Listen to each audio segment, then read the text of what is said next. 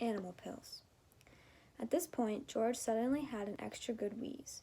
Although the medicine cupboard in the house was forbidden ground, what about the medicines his father kept on the shelf in the shed next to the hen house?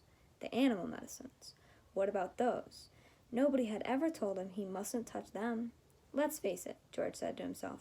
Hairspray and shaving cream and shoe polish are all very well, and they will no doubt cause some splendid explosions inside the old greaser, but what the magic mixture now needs is a touch of the real stuff.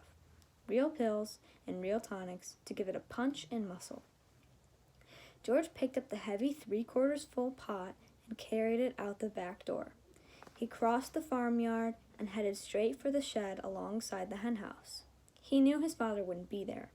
He was out haymaking in one of the meadows. George entered the dusty old shed and put the stewing pot on the bench.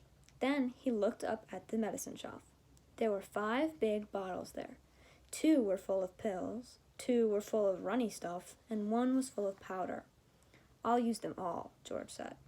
Grandma needs them. Boy, does she need them. The first bottle he took down contained orange-colored powder.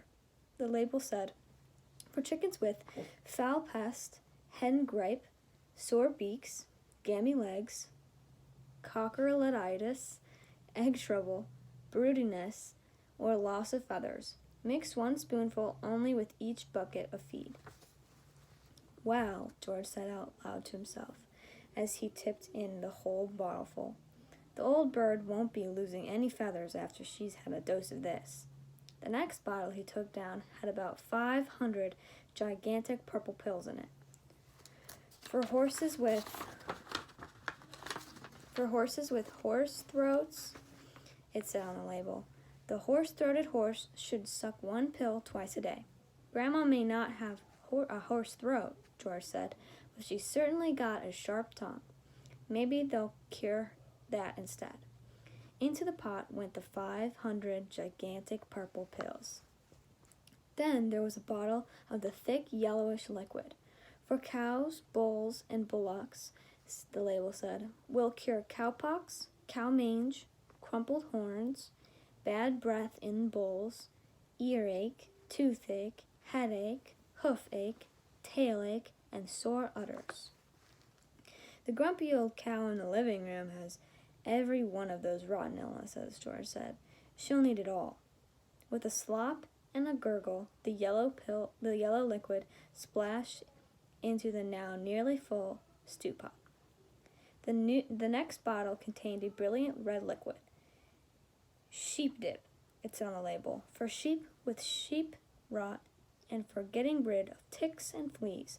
Mix 1 spoonful in 1 gallon of water and slosh it over the sheep. Caution, do not make the mixture any stronger or the wool will fall out and the animal will be naked.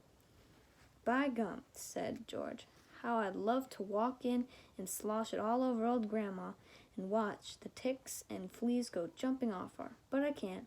I mustn't. So she'll have to drink it instead. He poured the bright red medicine into the pot. The last bottle on the shelf was full of pale green pills. Pig pills, the label announced, for pigs with pork, prickles, tender trotters,